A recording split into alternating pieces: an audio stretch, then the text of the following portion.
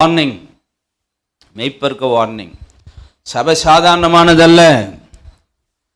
நீங்கள் நினைக்கிற மாதிரியெல்லாம் இல்லை வந்து போகிறதெல்லாம் கிடையாது. சிலருக்கெல்லாம் இது ரொம்ப முக்கியமானது. ஸோ எசேக்கியேல் இன்னொன்று சொல்கிறாரு. என்ன சொல்கிறாருன்னா, இந்த வெளியில் இருக்கிறவனை ஒன்று கேட்கணும், உள்ளே இருக்கிறவனையும் கேட்கணுன்றாரு. அவன் யார் சொல்லுங்க? அவன் யார்?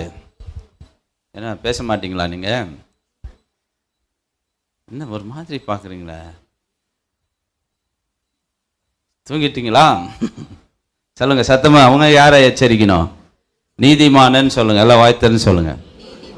நீதிமான். சபையில் உட்காந்துக்கிற பார்த்தா நான் நீதிமான். இந்த மானை கூட என்ன செய்யணும்? நம்ம நீதிமான்னா விட்டுருங்கப்பா, அவன் நல்லாமா நீதியா இருப்பான். நீதிமானும் எச்சரிக்கப்பட வேண்டியவன்.